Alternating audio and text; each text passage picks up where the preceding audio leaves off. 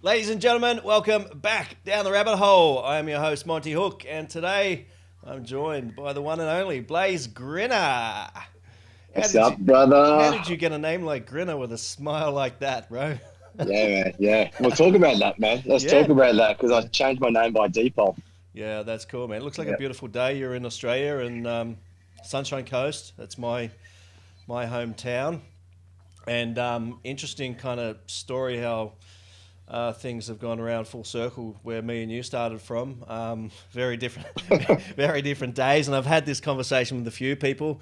Yeah. How we started out at the polar end of, doing some, some off the rails kind of shit. And then so many of us have kind of found this path of then wanting to do better for ourselves and also wanting to make a contribution and make the world a better place. And where this has Mm. kind of led you, you worked in construction doing blokey bloke type stuff in Australia.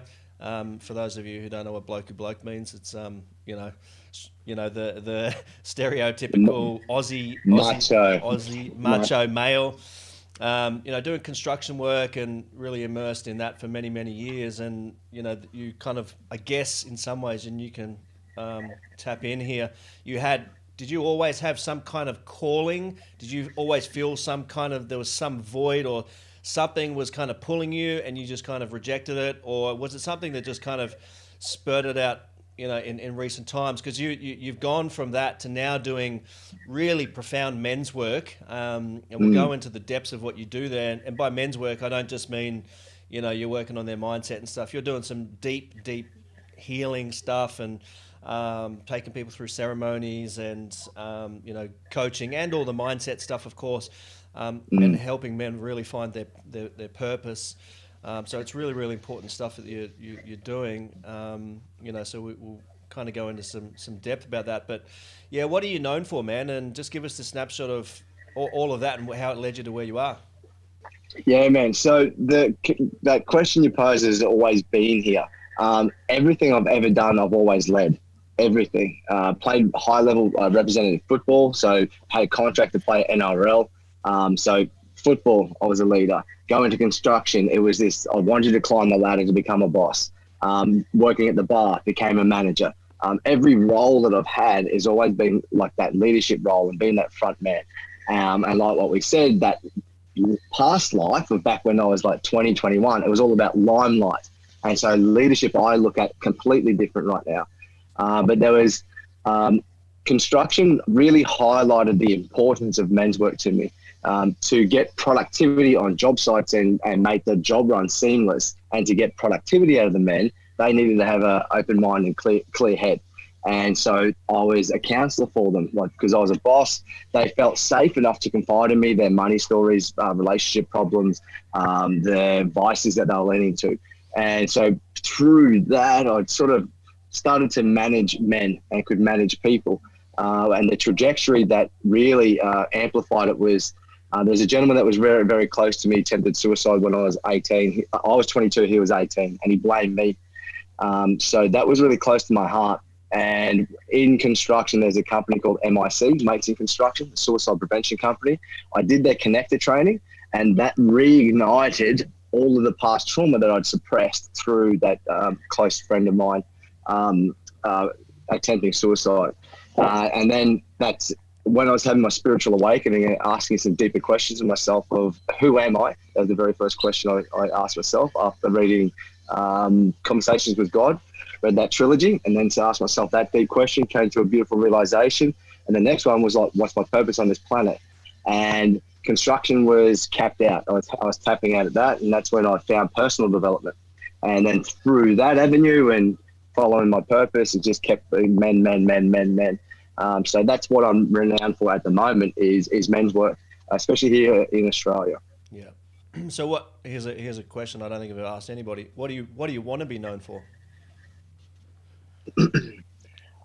So my mission, and this is what I want to be known for, I want to be known as part of men's work being mainstream by the time I have my last breath.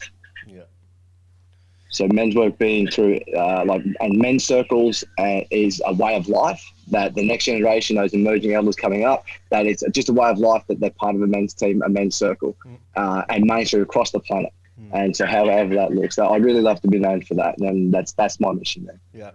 So I mean, obviously in the world of construction, you're going to get the, I guess the polar extremes of the blokey bloke,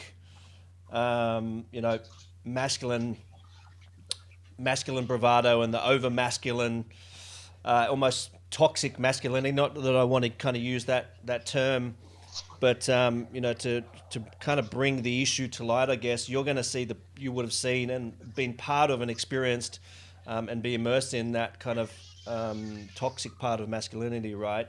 So, is it in Australia? It's is it? Do you think Australia is a worse place than anywhere in the world, or? This is life. Everything. This is for the guys that are here. This is little Oak, Hey, a 9-month-old. Hey, And so buddy. I've been blessed with 2 young boys. And yeah, man, being very fortunate to be able to travel the world doing men's work. Australia has a reputation for that macho culture. That football in every single state and territory is like what is our greatest sport, so AFL Union or rugby league. And through that competition and that kind of sport that Australia is renowned for, there's that hyped up masculine, which is over aggressive and over assertive. And then people get the football players, then they get rewarded and they get praised for how hard and aggressive they can be, which then that's emulated through every single school, all the school systems, and then sport is such a huge dominance here in Australia. And then looking at some statistics, I think on the Sunshine Coast here, it's just under 80% of men on the Sunshine Coast are in the trades. So there's a lot of percentage of men that are surrounded by this hardjacker work ethic of like, this is what it means to be a man. You go to work, you grind it out, and it's hard, it's hot. And that comes with all of the other stuff. And just from my personal experience of men being in that realm, is majority of them don't want to be there. They hate being in that job. So that negativity it cycles through. And it's very, very rare to find quote unquote conscious men that are in the trades that want to like do greater things and have more impact in their life. So yeah, man, in Australia, it's rife, man. It's like that toxic. I don't like the word toxic masculinity, but that what we're alluding to. Yeah, it's pretty prolific. So, what are the symptoms of that? Like, what's actually? How does that seep through society and the men themselves? You're mentioning before about suicide. Is that really a big thing? It's not something I've been lucky, not to kind of witness that, I guess. But I've never worked in the kind of jobs that you've had. So, is it really that bad? Yeah, man, it is that bad. So I've drawn my own conclusion about where I feel this is stemmed from. So there was World War II. All these men went to war, our great grandfathers, and did some horrific stuff. Saw their friends die.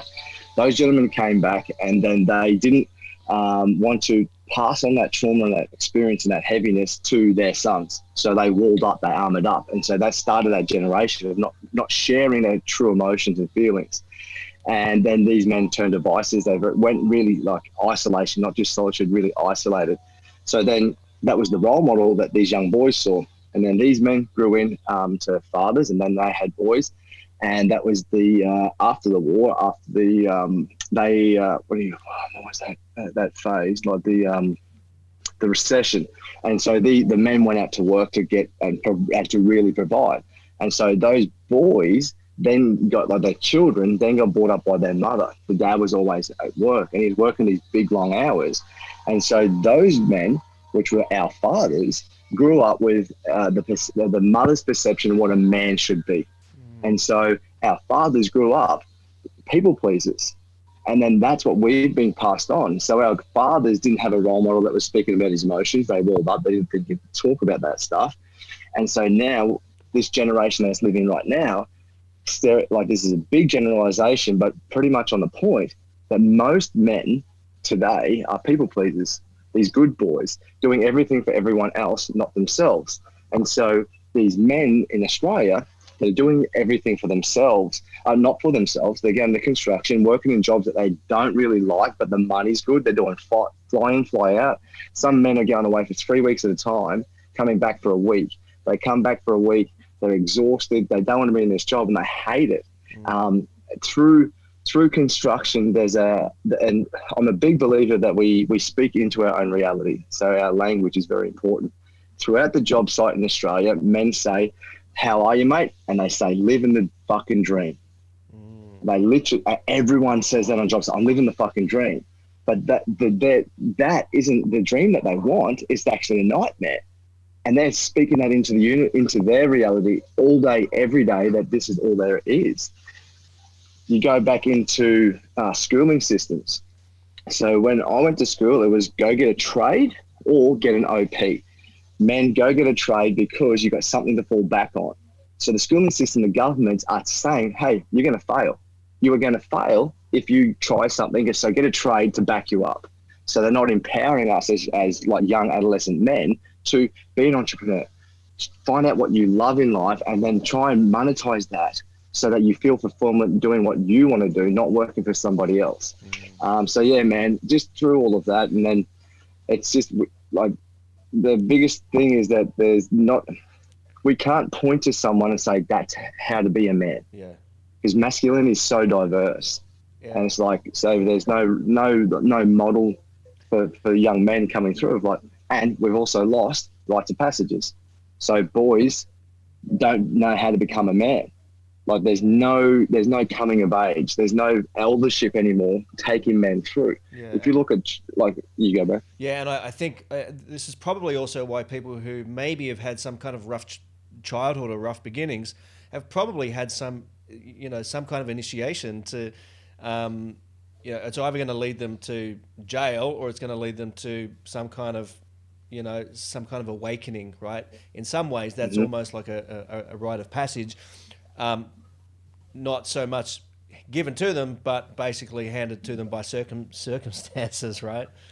Yeah, definitely. And I think one of the other big issues, and like you said, it's nobody's fault. You can't point the finger at anybody. But for many generations now, both men and women have not known how to act, right? So women are kind of brought up, there's so much conversation around, toxic masculinity and, women are this and men are that. And it's almost like everybody's lost everybody's lost in the dynamic of, the polarities of, female and male energy. So over many generations, women have been empowered to be career women's, and I agree with that 100%. But also through that, it's almost like they've been pushed into, competing with men, so to speak, which is in itself is a masculine energy. And then on the reverse side of that, men are, being told that they're toxic, and then, so it's just this weird kind of tornado of, fucked up energy, and nobody knows how to behave, but nobody seems to also have the awareness of that, right? And it's, yes, through conversations and the kind of work that you do. So speak about that, because I think everybody can relate to that in terms of their own life, in their relationship, where, especially in, intimate partner relationships, where that goes sideways, quite often, right? So speak into that. Like, what are your observations of that? And, how do people start to tune into, the energy that they are putting out into the world and that dynamic of their relationships? Yeah, the men that are coming through my vortex are these men that are in that macho culture, that masculine culture, and they've had some sort of spiritual awakening, and they've found an emotion within themselves that they may be able to feel something a little bit different than what they're used to. And so through this process, it's like, this is like not real. Like, what is this? And that starts that question and that conversation of what is this type of energy? Like, we don't get taught at school that every one of us has a masculine and feminine nature, and there's no energy type stuff. Like I went to a school that didn't teach any of that. So when you're on job sites and men are being quote unquote feminine, talking about their emotions, or they're being vulnerable or transparent with themselves, they get put down. They get cut down. Big boys don't cry, suck it up, princess, eat some concrete, all of those things that are just like the language, because that's what we're getting fed. And then exactly like you're saying, like that feminist movement came through. And so then the women were then empowered to be that masculine and have that masculine role and that leadership role. And so now there's the women not sure their role in society either. You're looking at like even the marketing, the consumerism revolution, when now the image of women and like how they have to look, and it's only been the last sort of 5 to 7 years or probably 5 years, that now it's like you don't have to be that skinny model. And so now that was what it was to be a successful woman, and that would get you ahead in life. And then the men was objectifying the women. So yeah, man, it's been interesting to watch how much it's shifted within my generation of my lifetime, this 36 years. And now with technology just skyrocketing, like it's going to be really interesting to see what happens over the next 50 years, because everything's happening so fast. So do you think it's getting worse, or do you think, there's enough people now kind of waking up to this that it can, make a shift? I believe it's going to make a shift, man. I really feel there's enough people waking up that as soon as we hit that tipping point, and that need to be 100% of the population, and I think it's just under 20%, to really wake up and really start to come from a place of their heart. The rest of the world will follow. Mm-hmm. And man, you just and the power of social media at the moment, there's a lot of people using their voice, and because of the internet, more people are able to see that voice. Yes, there are trolls and everything, but there is some people really like staking their claim on this planet and saying, hey, there isn't another way. Like the government system, the schooling systems, and like nothing's not blaming people, even our parents, but there's other ways. Like, what about looking at a different side of the coin? And just like that possibility in those conversations are starting to open up, man. So I definitely feel it can shift. I really feel it can. Yeah. And I'm not sure if that's the optimism in me, but yeah, I really feel it can. So do you and you look at, yeah, dude. I was just going to say, you look at COVID, bro. If you look at COVID and how much shift has happened on the planet because of the quote unquote pandemic, and how much that when we got closed in, how much it made people look at their own shit and actually have some honest conversations with themselves. There's been a lot of people, millions of people actually go, hey, this isn't good. Like, this relationship I'm in isn't good. The job that I'm in, hey, I don't like it. And they've been in that question of like, is there another way? And what's important in my life? And so I think that's really starting to shift of like, gone away from like the money in the house to lifestyle and time, and time with kids and family and experiences, rather than the materialistic world. Mm. So that's a really interesting insight. But should it really take something as extreme like a pandemic, I'll call it, to get people to kind of go internally and start to look inside? Because I mean, at the end of the day, I've interviewed a lot of people now, and there seems to be these very common threads, and like you mentioned before, you connecting with the heart is like it's a conversation through, it's a thread through every conversation that I have, and it's kind of at the core and the center of all of it. And in our busy lives, like you pointed out, it's like men have been led to believe that, buying houses and buying fast motorbikes and cars and boats and, that's success. So they feel like, they've got to go work in the mines and they've got to make big money, and they think that is success. And that's a distraction from what is important. That's a complete distraction from connecting with the heart. And like you said, now there's an opportunity where people, not everybody, but a lot of people have been forced to sit with themselves, and they no longer have that distraction. And I'm sure some of them, it hasn't worked for them. They've actually gone off the rails even more.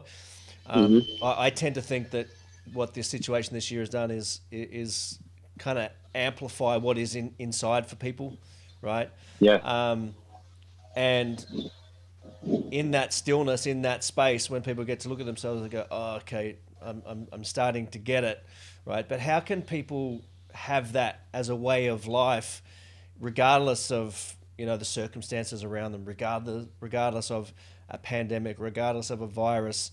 How do people tune in? How do people tune into that? They have to have a question of that first, man. I believe like the like the I don't like the word, like the people that wake up and Yeah, then start to question everything and like look at the other side of the coin. These people are seekers, and so they're seeking a different alternative, a different way of life, and a different piece of fulfillment that is more wholesome. It's not short fixed. Whereas something like COVID was the kick up the ass that some people needed because it was forced and they needed to look in. My big belief of like it's within the stillness we'll find the clarity. And we've been the past 15, 20 years is that bigger, better, faster, stronger generation of just go, go, go, go, go. And everyone, not everyone, but a lot of people have been caught up in that jet stream. And then something like this pandemic happens and they're like, boom, finally be still, finally actually have a breath. And that's when they will process like the inwards thing and then start questioning them, questioning what freedom means to themselves, what happiness really means, what fulfillment or meaning or a meaningful life really means. So to answer your question, I really think that people need to be seeking first. And those seekers, this is a tipping point. I really believe that we're getting close to that 20% of the seekers on this planet that will start to shift, and then through their way of being, of living a fruitful life, living a life that isn't a 38-hour work week working for a man, but they're doing something for themselves, and they may not have the mansion, but they have enough, and they're like hanging out with their kids and being involved in their upbringing. That a lot of people see that. Envy is a beautiful thing. It can be a beautiful thing. It's I definitely know with when I was a tradie and I was working on, I remember the school I was building up the road here. I was up on the deck. It was so hot. Melinda sent me a message and she's on top of Mount Tibergargan. And it was the middle of the day. It was like 10 in the morning on a Tuesday. And I was just like, man, I was really envious. It's like, I want that lifestyle. I'm sick of this. I'm sick of sweating. I'm sick of like this hot, being surrounded by this. Like, I want a piece of that. And then that was that seeking. Like, what do I need to do to be able to have that? Because I got told to get a trade. yeah, And I didn't know what a business, how to run a business. I didn't know what an entrepreneur had been. I'd never had a role model that I closely knew. And so then, like, how many of my situations are there on the planet? And it's just, I feel it always starts with that. You've got to be seeking first, man. You've got to be seeking first. So, did you have some kind of great grand awakening, or, I mean, you've had some actual, you could say spiritual experiences in your life where, that are not explainable by, everyday standards.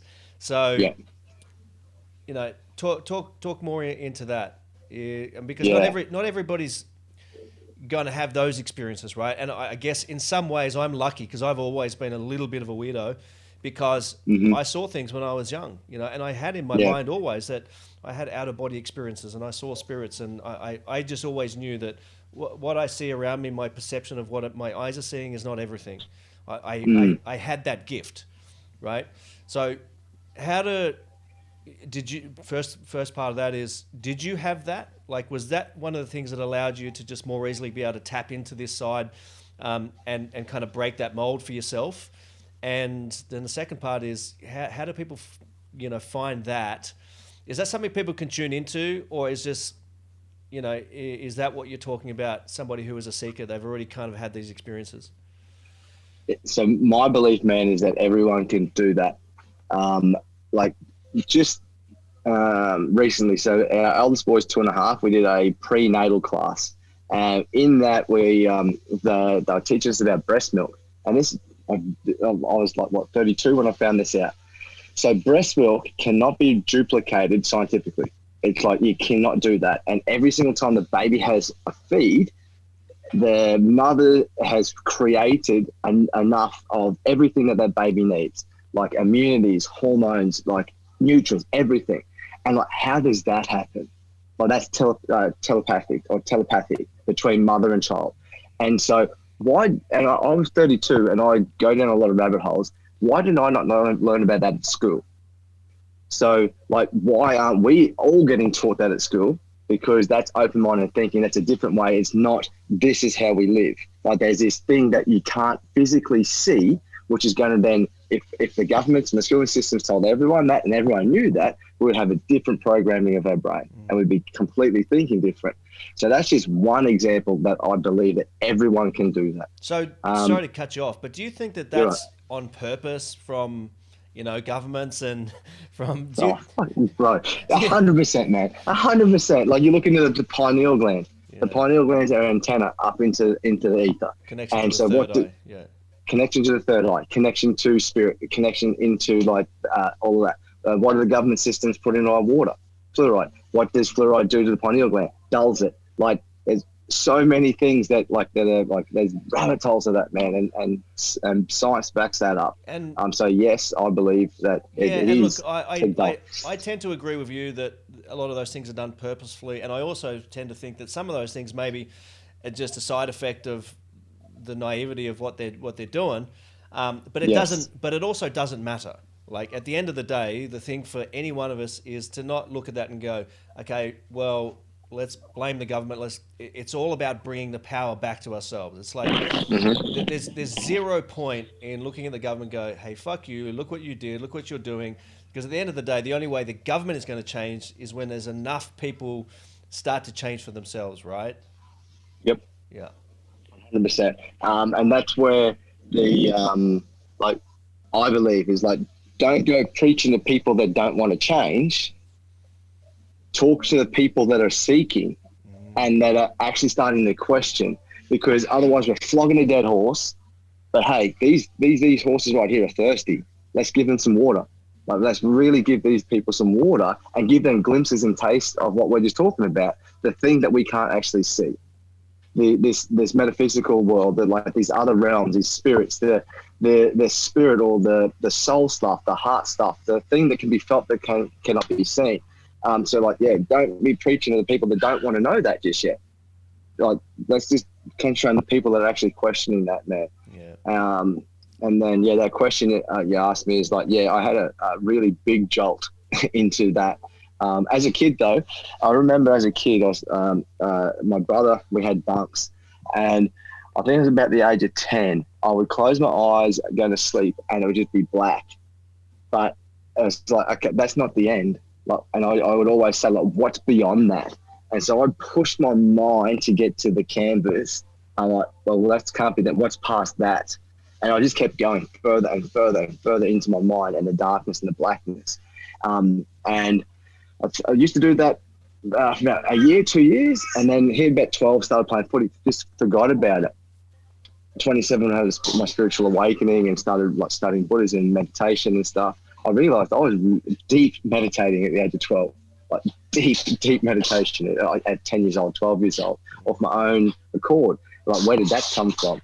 And I was very, very, very, very fortunate with, like, I went to a Catholic school, but my mum didn't force any religion or any beliefs onto me spiritually.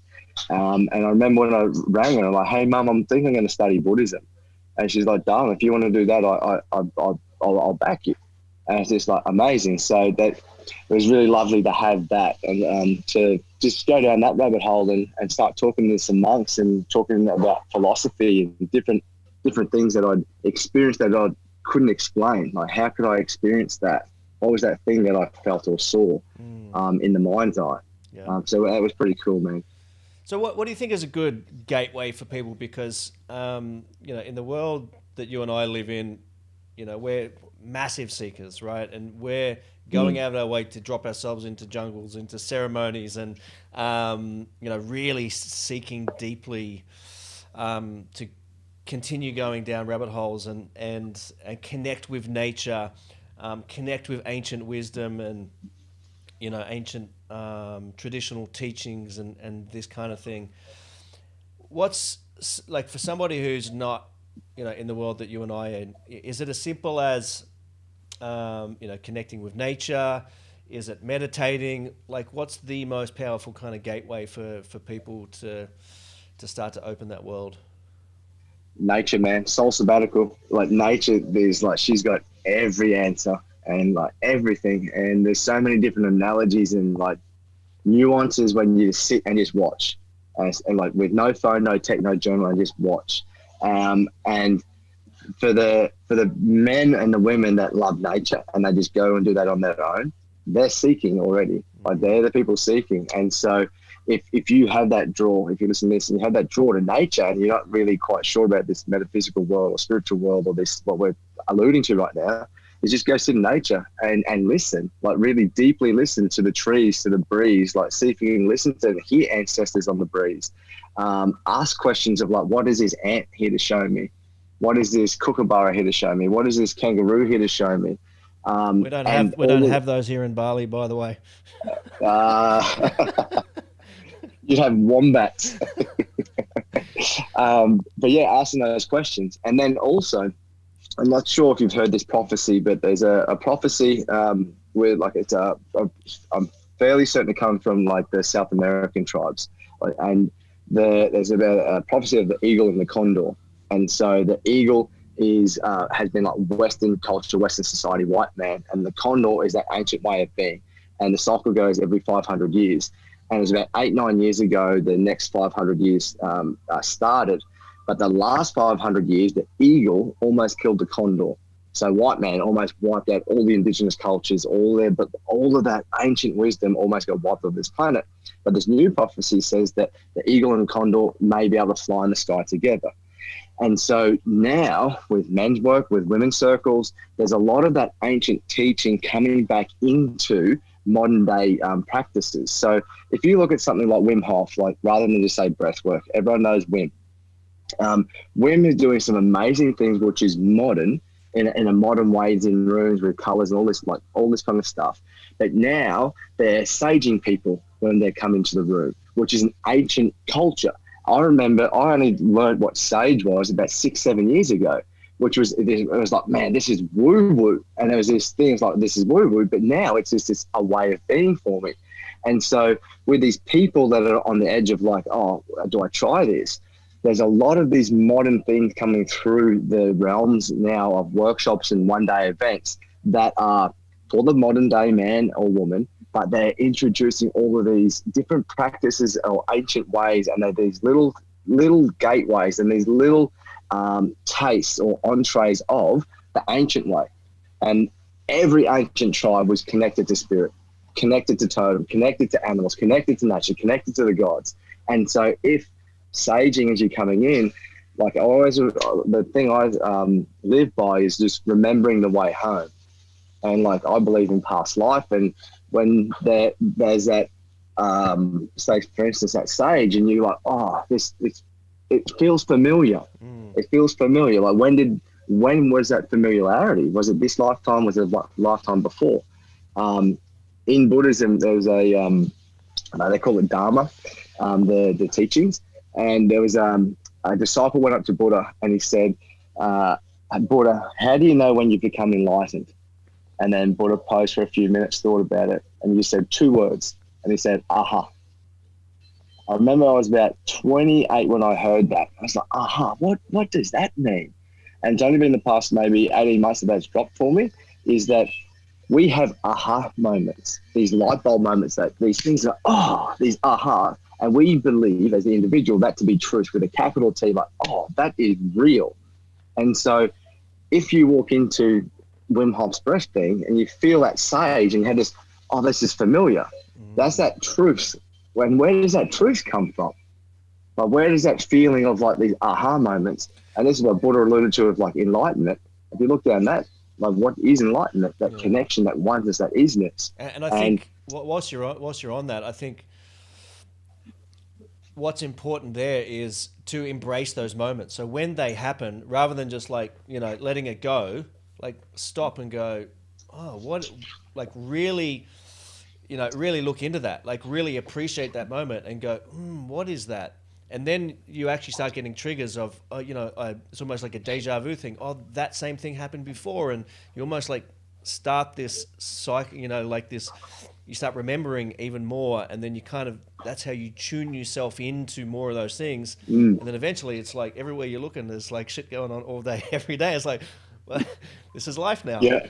Yeah. I love that, that tuning in. But remember the old school wirelesses? You had to tune in the wireless, and like everything's vibration and frequency.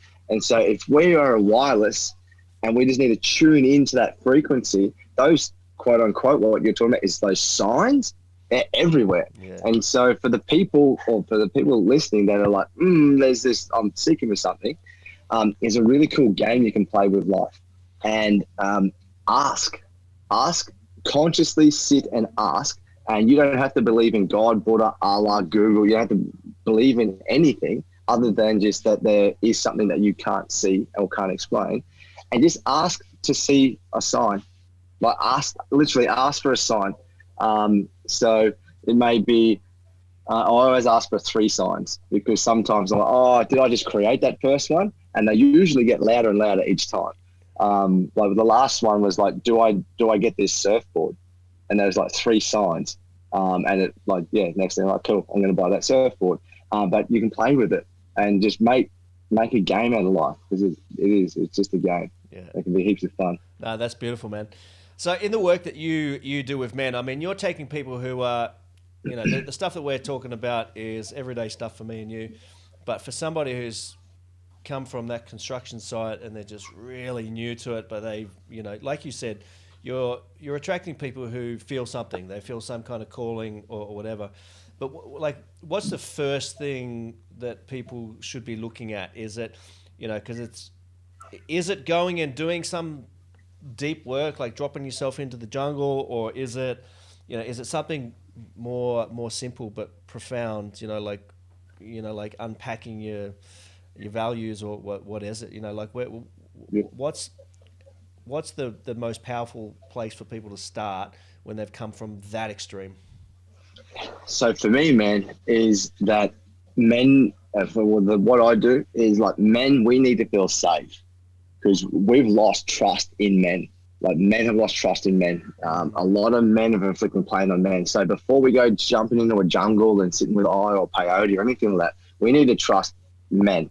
And so I highly suggest is that for people, and this is for women too, women need to feel trust and safety, but women have been doing circles for a long time, a lot longer than men, in the past couple hundred years. But for the man, we need to feel safe. So firstly, the man always gets to a point, oh, like, fuck this. There's this like, no, there's got to be something different. I want change. And so when you want change, I highly recommend that you just start looking on social media. Social media is a perfect platform, and start following people that interest you, that their way of being is of interest. And then if they have an offer, go try that. Not saying you have to like fully commit to something, but just go put your foot in the water and see what that's like. And it may be for you, it may not be for you. That man may resonate with you in the community, or whatever he's built may resonate with you. And then slowly start building trust, because what we're alluding to is that we're letting all that armor go. So over those years of conditioning, all of the pain, all the hurt and everything, we've just been walling up, armoring up, and there's all this armor here protecting our heart from being hurt. And we're in the process of letting that armor go. And to let that down, we need to feel safe. We need to feel like we belong. We need to be feeling like we're part of that community, which is exactly the same essence of tribe, of Indigenous culture, what we've just been talking about. So find a tribe that you trust. Find some men that see you for you, that don't judge you, that don't give a fuck what you've done in the past, but they just want you to be a better man for yourself. Not what they think a man should be, but what you want to be as a man. And then as that layers start to come off and you're feeling like, actually, I can be a bit vulnerable. I can be a bit transparent. I'm not going to get paid out or judged. Then you can start going down a further rabbit hole. Like, hey, what's a bit deeper in this? Hey, what's actually really deeply in my heart? Hey, what is this metaphysical world? What is spirit? What's this thing called ayahuasca? But yeah, firstly, just ensure you got some tribe around you trust. Yeah, and I mean, I've got some personal experience with that because, I mean, I've done, ayahuasca in the jungles, and I've done peyote and teepees, and I've done all this kind of stuff, but I hadn't, until I actually came and did a short retreat with you, done anything very men-centric, right? I've done things with men before, but it wasn't the theme of, what it was, and then having come and done the ceremony with you, there was lots of things. We were messing around as men, and you had some cool practices, and then we did ceremonies, and we did everything, and we did breath work, and the breath work was really, really powerful for me. And I had this moment at the end, and maybe you can remember. It's like I just started bawling my fucking eyes out. Like, I mean, it was pouring out emotion, and whilst I've had those kind of experiences before, I hadn't, like, for me to do that with 20-something men around me, it was like there was a really deep kind of letting go of something, and it was really connecting with that masculine. And I guess what it really showed me was, the importance of men connecting with men, and probably women connecting with women equally. And yes, of course, we have to live together, and there's the dynamic of the male and female. But for us to be the best version of ourselves, we've got to be that amongst, our tribe or whatever. And to be in that environment where you are free to be a man and embrace that masculine, and actually feel like supported and held as a man. It's like, I mean, that was really profound for me. So I think regardless of the kind of stuff you have done before or haven't done before, I definitely think that's something people should be seeking as well. It's not just, the ceremonies and the spiritual. It is that, it's in embracing those different dynamics. It's doing it in those different dynamics, because you're going to get tested in different ways, right? Yeah. 100%. Yeah, and what you're talking into there, I believe that iron sharpens iron. And if you want to sharpen a sword, you sharpen an iron sword with iron. And so men supporting men, there's these so many assumptions that we've created as men, because no one told us directly that not to cry. And like they may have, but we've made these, each individual makes their own beliefs and what it means to be a man. But we step into these circles, and men actually start to divulge their life, what they're being with, and their struggles. There's people that we assume have got it all figured out because they've got $1 million in the bank and they've got a mansion, but deeply they're just so upset. They're like they haven't had sex with their partner for 2 years, or they're just the same as us. We're all dealing with the same shit, just on different scales. Shit. And everyone's dealing with shit. And the people that aren't dealing with shit are lying because they're not being truthful. Yeah. But you step into these circles when all of the identity stuff is taken away, all that stature is taken away, and you're just side by side with men. It doesn't matter how much money's in the bank, how many children you have, what car you drive, and you're just men by men. We all have the same shit. All have different insecurities, shortcomings. And then when you hear, it's like, fuck. And then there's this thing, me too. Oh, bro, I thought I was the only one. Oh. And then these aha moments go off, and we can stop assuming. It's like, fuck, man, I'm actually a lot further along the road than I actually thought I was. Yeah, and then you get real peace just in the understanding of, like, everybody's got shit. Like, there's peace in that, man. And this has been a common conversation with a lot of my guests is, like, I've rubbed shoulders with people doing big money, and like I'm constantly blown away. Even though I have this knowledge now, it's like I'm still blown away that these people are all dealing with the same shit that I'm dealing with. Yeah, sometimes even more. Yeah, that's because they're on a different. They've got a bigger scale to deal with. Bigger scale, exactly, man. Yeah, man. Yeah. It's really cool. It's really yeah, important conversation. Um, Tell us, like in your work, you also talk about archetypes as well, right? Hmm. To talk about that a little bit because I think that's really powerful. If you know, I think many people have kind of dealt with some personality profiling through work and Hmm. career and all this kind of stuff. But yeah, the archetype stuff, the stuff that you shared with me seems pretty powerful. It seems pretty potent for people to start to get an understanding of or some kind of relatability to Yeah. like people can relate to the idea of I'm a Sagittarius and Sagittariuses behave like this or whatever, and we Mm. for whatever reason we find some kind of peace in that, right? Yeah. But walk us through the archetype piece.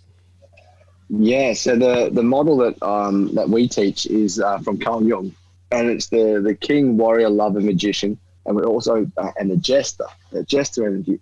And so the archetypes are a beautiful, like they're a framework, and they, like we mentioned at the start of this podcast, that being a man is so diverse, like so diverse. And so this is a beautiful framework of like some foundations that we can build from and build off. And so there's a part of of a man that has a king energy. So a king is the man that has that part of you that has direction and drive and knows his vision. But then with that, there's shadow sides of that king. And so one shadow side is the weakling, and which is that people pleaser, that like pleasing everyone else that we spoke about. But then there's that other side of it, which we've also spoken about, which is the tyrant, that hyped up macho that is very domineering, whether it's in business, friendships, relationships, with the children. They can be violent and very direct. And wherever there's a tyrant, there's usually always a weakling because he's dominating somebody. And so the king aspect of us is like this is where I'm going. He's clear, he's concise, he's direct, he's assertive, and also humbled, but humbled in his kingship. Then there's the warrior. So the king, there's an essence of your kingship, and you'll turn to the part of you as a man that is the warrior. And so the king goes, that's where we're going. But that warrior in you is that part of you goes, and this is how we're going to do it. This is, I'm going to roll my sleeves up. This is where grit comes from, determination comes from, drive comes from. But then with that aspect, we also have some shadows. So we have the warrior. So we worry rather than the warrior. We have the worry. So like how many times we worry about what other people will think. Oh, if I go do that, what's mum going to think if I do that? Oh, dad, society. There's the struggler. So here in Australia, it's like everyone knows the title, the Aussie Battler. That's what we're renowned for, the Aussie Battler. We just struggle through life with money, with finances, with our emotions, with being able to speak our truth. So there's the struggle aspect. And then there's the whinger. So that whinger, and that's that we're in victim. We're whinging about life. Life's woe is me. Everything's happening to me. The government like, did it's this to raining, me. like all that kind of stuff. Yeah, the government put fluoride in the water, so that means I can't tap in and all that kind of stuff.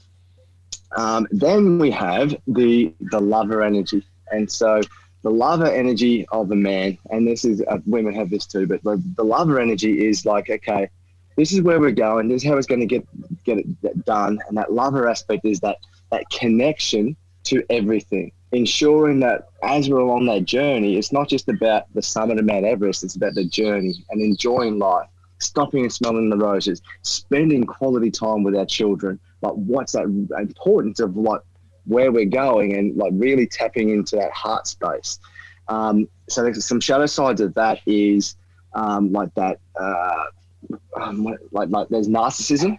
So the opposite of like love, and there's be really controlling and domineering, and that really that clinginess of like, oh, I need that person's love. I have to have it. So there's some shadow sides of that. The next one is then the mystical aspect. And so the mystical aspect, this is what we've been touching about, is that part of us that we can't touch. And so tapping into like what we just said before about find the clarity within the stillness. So when we're still, we can find that clarity. And asking our higher self or consciousness or spirit.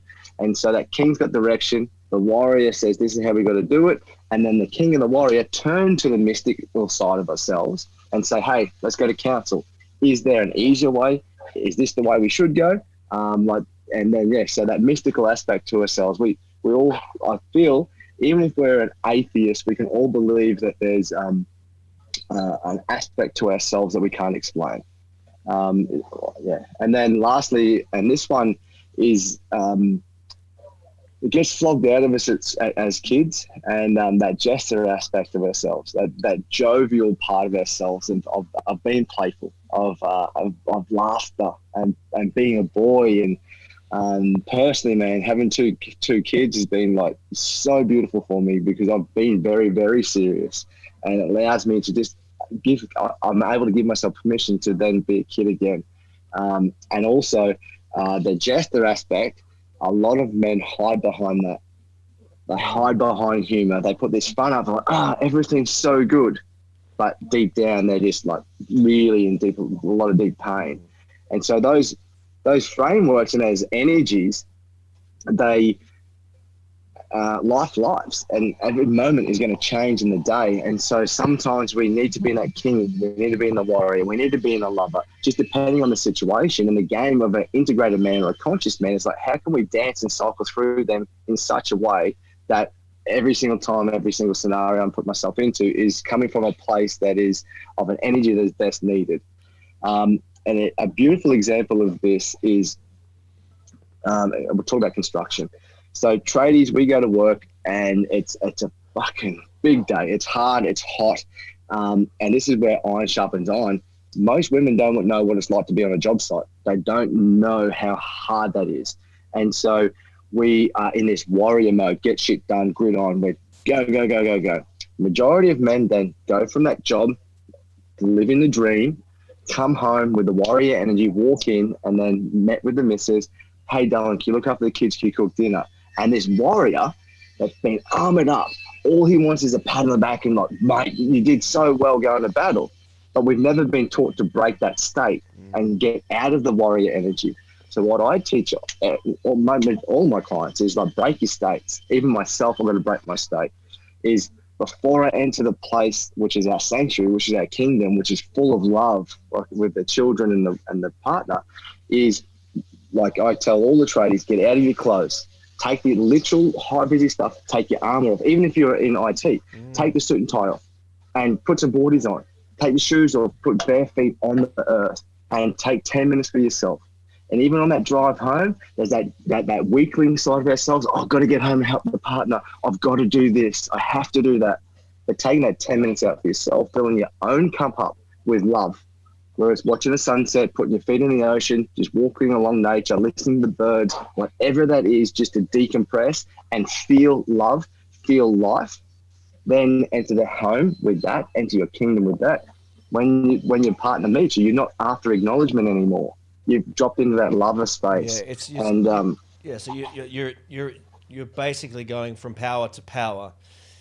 yeah, Yeah, and what's really cool about that yeah, that framework, I think, is also it gives people permission to understand why they are the way they are sometimes, and gives them like, mm-hmm. oh, that's why I do like that, and then actually gives them the framework to give themselves permission to understand, and then allow them to go, okay, all right, well, that's why I was doing that. Let me, like you said, decompress or get my power back and move into that Yep. different kind of energy, so I can have that power. And at the end of the day, all of it is about, you know, them having the power within themselves all the time, Yeah, in whatever energy that needs to be. yeah. And the beautiful is, because it's a framework, like everyone's going to slip into the shadows. Life's life. There's like polarities in this life. So there's light and dark. So if you ever catch yourself worrying about something, and we cannot change what we cannot see. So we've got to be consciously aware of a state or an emotion that we're in. But if we can catch like, oh man, I'm worrying. Why am I worrying about this? Okay, the integrated conscious man is like the warrior is like just like grit, determination. What do I need to do to stop myself worrying? And so you can like set stuff up in your own life so that you win and can come back to these places when you're if you're controlling a relationship and really feeling like, I'm feeling like I'm being really clingy. Well, how do I come back to like love? What do I need to like love myself more? Do I need to let go of control more? Like, what is that thing that's going to bring me back? So this framework, and it cycles, and because it's a framework, there's no it's like a blueprint. You build off it, and everyone's going to be different. Everyone's going to cycle different. Yeah, man. And then like that, the tyrant aspect of like, if you can catch yourself and really dominating, like, what do I need to do right now? How do I need to get back to like being assertive, but humbled in my assertiveness or directness? So yeah, man. Yeah, I mean, the most powerful thing there is just having the awareness. It's like, for people to get the awareness of how they're behaving and why they're behaving like that, and what their triggers are, and catch their own triggers, and then catch themselves beating themselves up about the triggers, and just that high level awareness is the key to all of it. It is, man. It is, and it's yeah, man. Awareness is key. It is number one. It's number one for everything, man. Yeah. So what's something that you've struggled with, and maybe here's a good time to tell your story about, Blase Grinner. You weren't always Blase Grinner. No. So tell us a story. Like, did you change your name on purpose? Was there some reason for that? What's something that you've personally struggled with and still struggle with? Yeah. So I changed my name. So Dad left when I was 7, and he was very violent, man, physically violent. I'm the eldest of 5 kids. And so, he was very violent to my mum and myself. And so he was the tyrant. And then the last one was really horrific. I had all my brothers and sisters under the bed, and he was in the mum, and I ended up mustering the courage as a 7-year-old, kicked the door in, and then saw blood all over mum's face. It was pretty bad. And so that's when Dad left. And then my stepdad entered life when I was about 12. I think that's when Mum and Dad got married. So when I found out that that Minnie was pregnant with our eldest boy, Breath, I had been working on these archetypes, and I'd actually started to claim my power back from my dad. And so one of my coaches had actually said, "Hey, man, you got to go talk to your dad about that stuff that happened as a kid, and talk about how it affected you." And so, I didn't, because that was my role model, which was violence. And then I went into football, and like we said, the more aggressive I was in the football field, the more accolades I got. And so this hyped up masculine dude, that was the thing that was like, that's how I was getting love from people. And I didn't have role models. When for the first 10, 12 years of my stepdad being my life, I was like, a big fuck you. I don't want to be fathered by you. My mum told me at 7, when Dad left, I was the man of the house. So him coming in as like, I feel like this leadership role or the alpha side of me is like, nah. And so I rebelled against him. So fast forward to then having kids. Dad and I had started to rekindle our relationship, and it was the first time I'd actually consciously spoke to him about his childhood and his past, and his dad was even more violent than what he was. And it's like, it was like really beautiful for him to declare a lot of stuff. And then found out I was having Breath, and and this is asking signs. And so I said to Melinda, I want to change my name by default. I want to be the man that breaks the cycle and the lineage of domestic violence towards children in my lineage. And so I asked for a sign. Like that morning, I'm like, what name can I pick? And Minnie and I met online, and so you have to have the little quote underneath your name, and mine was smiles and smirks, giggles and grins, and that was the 4 words. When I was in grade 12, we went to a Catholic boys' school, our sister school. They put a big vote in, and it was like the best looking dude, the one with the best abs, all that kind of stuff. I got voted the one with the best smile. I really love Mum's smile, and it just makes me feel good. And I've always wanted to have a signature that when I thought I was going to be a famous footy player, that when people saw it, they knew it. I now have a smiley face in my signature. So every time I do my signature, I love it. I'm like, okay, cool. I picked Grinner. A dude I used to knock around with, his nickname was Grinner. And it sounds like a last name, but for me, it's like, it just means laughter and love. So I'm like, okay, if I'm going to change my name to Grinner, give me a sign. at the time I didn't have social media, and I was still a tradie. I was on my way to a concreting gig, and I drove past this dude who broke down. So I stopped, helped him for an hour, and then at the end, he's like, bro, and it was pretty interesting because I actually coached him. He was like really having a bad day mentally as well. So we did a bit of a session, and it was cool. But then at the end, he's like, hey man, have you got Facebook? And I was contemplating whether to get back on social media. I'm like, actually, yeah, bro, I do. And he goes, can you write down your name because I want to give you a shout out? So I wrote Blase Grinner. And I was like, but if that's a sign, then I'm going to do it. With that, man, came a lot of challenge because I rang Dad. I'm like, hey, Dad, I rang all my family. Dad was the last one. Like, as a man and name and lineage, it's important to me, especially the tribal stuff and the indigenous stuff I'm learning about. So yeah, I was shaking when I rang him and like, hey Dad, I'm just going to be just honestly going to change my name. I just really want to break all that cycle that happened to you and me. And he's like, mate, I just want to tell you that Townsend, which was my birth name, he goes, that's not even my real last name. I'm like, what? So his dad left when he was 2, and Townsend was his stepfather's name. Wow. Which then his mum got changed by default, but my mum didn't even know that. My brothers and sisters didn't even know that. So I actually, by me changing my last name by default, opened up my lineage, opened up Dad being able to, he was 63 when he told me that, like this secret that would have been lost. And like, so my last name should have been Burke, Blase Burke. Burke. Yeah, so that's how Grinner came about, man. Yeah. And so the things that I struggled with, so Dad was that losing Dad and like him leaving, and then the gentleman that attempted suicide when I was 22. So that with aggression, I was always seeking to eldership. I was always seeking a father figure. So it was footy coaches, or when I was 14, I was playing with the A grade dudes with footy. So I was always around older dudes and some bad dudes, and like bad dudes. One of them just did 10 years jail. He just got released. Another one of them shot a police officer, then turned the gun on himself. Like, these are the dudes I was knocking with, like big boppers. And at the age of 18, I had a 3-year suspended sentence. Like, you're going to jail. And it's like, man, I've got to change my act. I didn't serve any time, but that was my wake-up call of why I moved to the Sunshine Coast.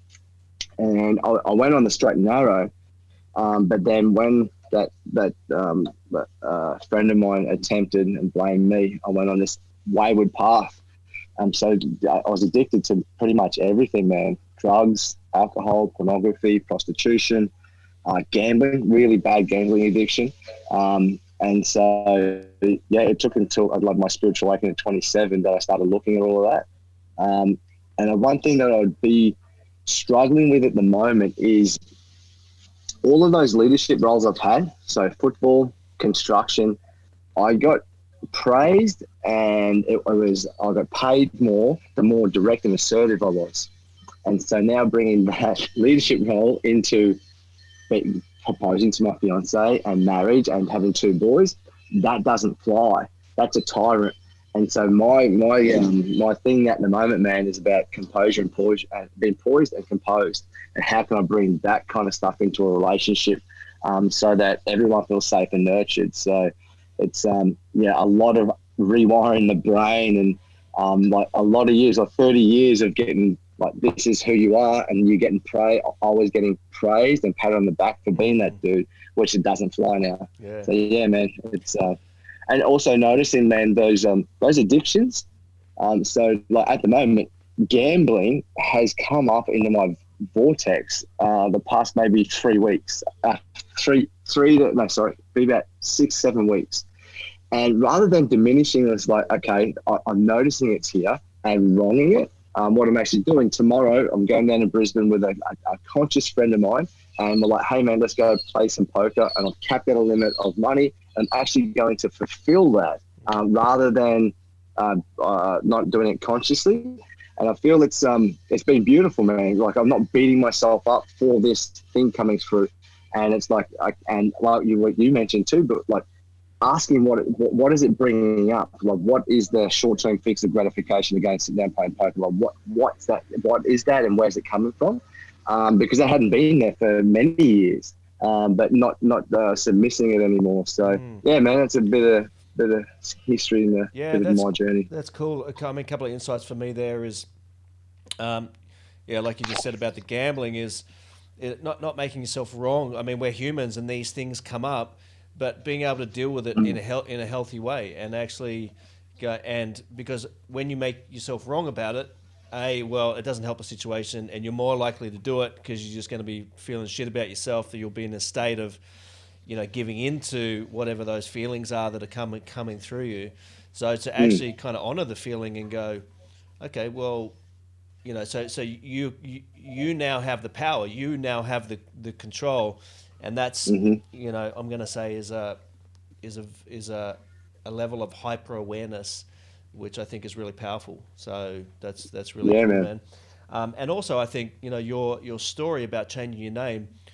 A lot of people go, "Wow, that's a pretty extreme thing to do," but I think in many ways you are um, you're being an example for what is possible in terms of that story that you've created around that is a really powerful demonstration for people in the breaking of that generational, that toxic generational pattern that is happening in the lineage, right? And Mm, I think so many people can relate to that, or that awareness that something is there, and but often people go, well, what do I do about that? Or it's mm, overwhelming or whatever. So to hear somebody that has not just, uh, you know, proactively doing something about it, but they're rewriting such a powerful story around it, I think is a really beautiful demonstration and example. And I just want to honor you at this moment for that demonstration of leadership, because that is, thanks, that bro. that leadership that you have been seeking your whole life. That is a really powerful demonstration of leadership. So I honor you for that.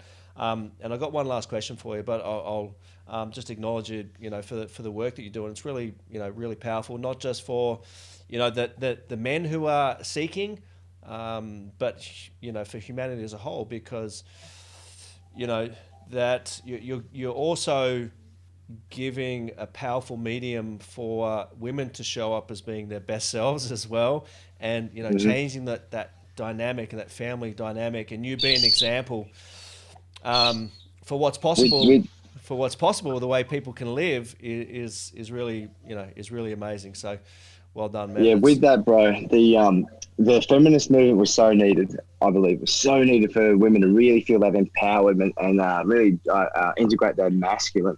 And I believe that men's work is going to be even more prolific than the women's movement. And the reason being is exactly what you just touched on: is that when men are working on themselves, it is to better themselves as a man first, and also to show up better as a father and a partner and a businessman. So it's got a more holistic approach to it. So like it's including the women, it's including the children. So it's like I'm working on me for that, whereas the women were doing it for themselves yeah. and to like claim that power, which I feel is really important, man. And it's something that I always highlight is like, okay, cool. I just recently had 12 one-on-one clients, but that meant there was like six wives. There were six wives, eight partners, and 36 children. Like it was like looking at the ripple that that's going to create, and then like and looking at that from that perspective, man, it's so rewarding and nourishing and fulfilling. And just any men's work leaders out there that are listening, just talk about that more. Really talk about the impact of that the family's going to have, and the Mm. man and the children, and this is good. This stuff's going to really shift the planet. Yeah, exactly. And that's why I think, this conversation that, we always, you and I get led back to, which is talking about ancient wisdom and the way, humanity used to live, etc., is very Mm, important. Like what we're saying about weaving that into modern times, because if it's just about, you know, trying to make the man more powerful as opposed to making him powerful, but in the dynamic of his family and connecting, to nature and connecting to the planet, and being humbled by, um, where it comes from and all of that, I think is just far more powerful than just giving some tools of this is how you be successful or whatever, So Yeah, that's yeah, cool, yeah, yeah. man. Really cool. So yeah, thanks very much. So how can people find you? You mentioned, obviously there's the men's stuff that you're doing, and it's obviously very specific to certain people. But how can people find you, and how can people immerse themselves in what you're doing? Yeah, so I have a website, just my name, Blase Grinner, Blase Grinner, GRINNER.com. On there has all of my offerings, my one-on-one coaching, group programs, and then retreats and stuff I also run. And then just through social media, I always say that if you hit me up on Messenger, I'll always reply. Yeah. So if you want to just shoot a text like that, I also offer a free discovery call. I call it a roadmap session for anyone wanting to know a little bit further, but always open to ask any questions. And I just feel that it's just nice to know that you have somewhere to go, hey man, can you help me with this? And just with the stuff that I've done and do and the connections that I have, it's been really beautiful that you may not resonate with me, and I know enough men in men's work that I definitely know that it would be someone that I could point you or introduce you to that you would resonate with. So even if it's just I'm just being a connector, man, I'd be honored to pass that on as well. Yeah. And also, I mean, me having immersed myself in a lot of kind of spiritual work and ceremonies and that kind of thing, the actual depth and sacredness of the stuff that you're doing with your retreats and that side of things is very, very powerful. So, it's not just for people who are laying bricks and concrete. Oh no. That's for any man of any background and any stage of their journey. It's really powerful stuff. So Yeah, yeah, cool. with our retreats, we've had 3 youth come through, and so the main focus of that is when any man comes, when his boy becomes 12 and has about to come 13, they get to come back on that retreat and take his son through free of charge. So yeah, man, we've had three young men, 12-year-olds come through that process as well, man. So that's awesome. It's really, it's beautiful. Yeah, cool. I'll make sure everybody's got the links in the show notes and can connect you with it. So Facebook is the best place to connect. I'll give them the Instagram and all of that. So yeah, or just through the website, you can book a call on there or an email and anything like that. cool, man. Cool. So one last question: if you had the ability to connect one message with all of humanity, if you had the superpower of mental telepathy and you could connect a message to all 7.8 billion people on the planet, regardless of where they are, their background, their status, whoever they are, what would that message be? Mm-hmm. You have all the answers within yourself that you'll ever need. Yeah. Yeah. And if everyone realized that, they would know that they're enough. Yeah. They'd know that they're worthy. They would know that, yeah, man, all the answers are just there, bro. That's really beautiful, man. Yeah, bro. Good shit. Hey, thanks very much. I'll make sure everybody gets access to you. Guys, thank you so much for tuning in, and go check out Blase, and I'll see you on the next episode.